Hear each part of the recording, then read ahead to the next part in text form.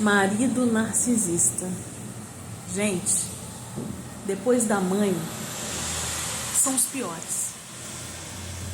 São os que mais fazem a vítima dele sofrer. A mãe narcisista, ela molda, né? O filho, coitado, o bode, ela molda ele do jeitinho que ela quer. Quando ele vai cair a ficha, ele já perdeu muita coisa. Muita coisa. Mas até então, até ele acordar, né?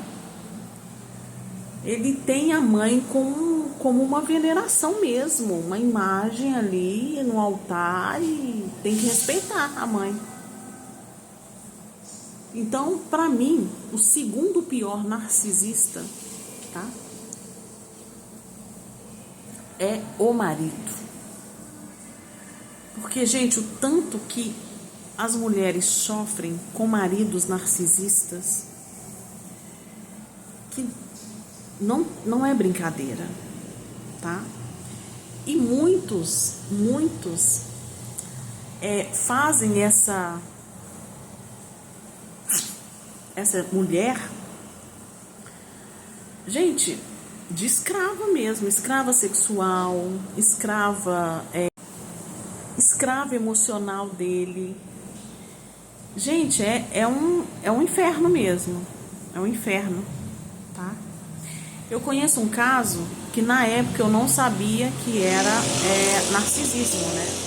Eu acordei tem pouco tempo sobre o narcisismo, enfiei a cara estudando sobre isso, até entender, né? Para me conhecer e tomar uma atitude. Enfim, esse narcisista, ele casou com essa jovem, e essa jovem, ela era de uma igreja. Então, ele entrou dentro da igreja, se converteu para alcançar o coração dela, né? Para ter confiança. E ela, muito jovem, ele tipo 10, 12 anos, acho que 12 anos mais velho que ela.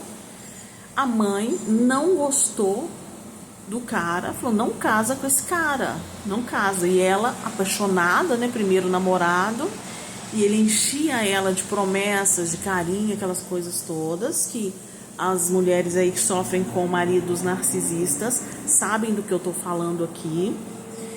E ela, confiando nele, ignorando os conselhos da mãe, se casou com ele. Depois de 1 ano de casado, o primeiro filho veio, ele saiu da igreja e não queria que ela frequentasse a igreja mais. Ela morava na mesma rua que a mãe, pois ele deu um jeito, ele era taxista, deu um jeito de alugar uma casa, olha, vai escutando, alugar uma casa longe de quem? De quem protegia ela, de quem ela tinha contato,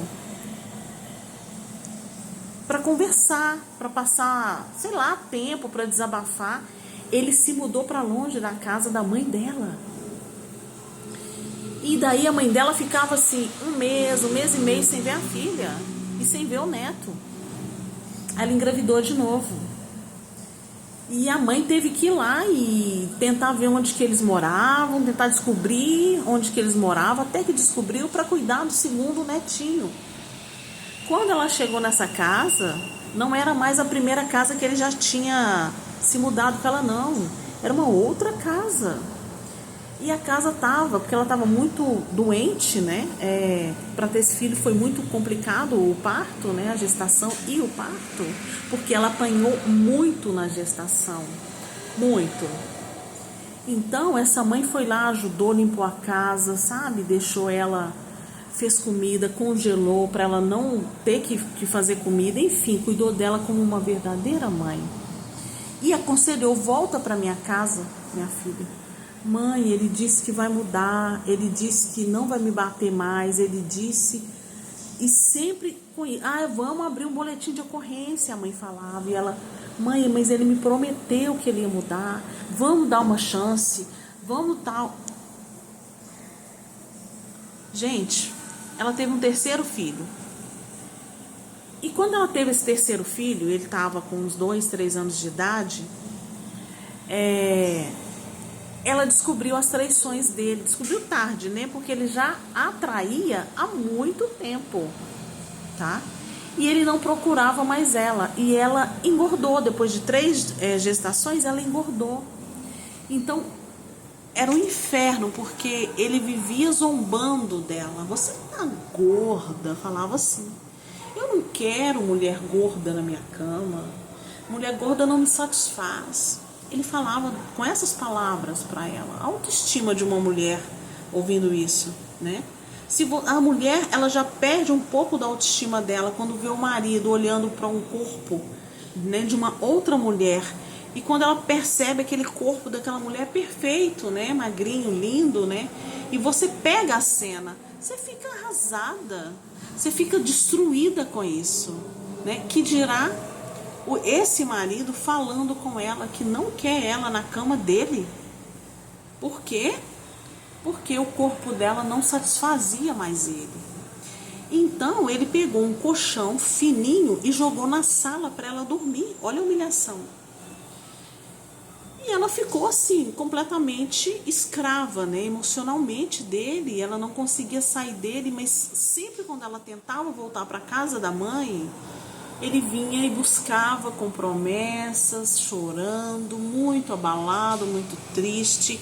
Isso mexia com o emocional dela, de piedade. Ela tinha piedade. Mãe, mas olha como ele tá sujo. Mãe, ele tá andando igual um mendigo. Eu preciso dele para cuidar dele. Os filhos precisam dele. Essa historinha. Um belo dia, ela desaparece. Desaparece. Os 3 filhos, a avó achou em alguma casa, em algum lugar. E ele já tinha antes, olha como é um narcisista e como que ele é perigoso. Ele já tinha passado na casa da sogra dele e falado, né? Onde está minha mulher? Eu não a vejo tem uma semana, pois se ela pisar aqui, pode falar que eu quero ela de volta. E a mãe ficou assim, aliviada. Finalmente minha filha foi para casa de algum parente, de alguma amiga, e ela começou a procurar. E não achava, passou 2 semanas e nada, e o celular dela não, nada. Falou, gente, ela nunca deixava de me ligar. E ela, quando foi procurar, achou as crianças numa casa de uma mulher que ela nem conhecia. Daí começaram-se as buscas, né? Só que polícia não deu muito crédito. Então a própria mãe foi procurar. Gente, a mulher sumiu. A filha dela desapareceu. Até hoje não se tem notícias desta mulher. E ela tem certeza, a mãe, que ele fez algo com ela. Porque ela disse que iria sair da casa para nunca mais voltar para ele. Porque ela havia descoberto as traições dele. Que loucura. E a mãe até hoje, gente, ela procura por essa filha. Até hoje. Tá tentando pegar a guarda das crianças, porque conselho tutelar, eu não entendo porque existe essa instituição. Ela tá tentando pegar os netos porque ela tem medo de represálias, né, contra os filhos. O cara é um narcisista insano. Gente, é muito complicado o marido narcisista. É muito difícil de sair. Quem tem, gente, compreenda quem vive essa situação. Não julgue quem vive essa situação. Não fale, ela abandonou o marido. Olha o que está fazendo, ela abandonou, coitado. Você não sabe o que essa mulher passou com esse cara. Você não sabe o que ela sofreu, calada, tentando falar e ninguém dando ouvidos. Porque é assim. Nós, vítimas de narcisismo, nós não somos ouvidos. Ninguém presta os ouvidos pra gente. Ninguém. Fica aí esse relato. E você que é casada com um cara assim, saia fora. Agora, desde já. Sempre há uma saída. Sempre há uma saída. Mas tome o primeiro passo. Ok? Tchau, gente.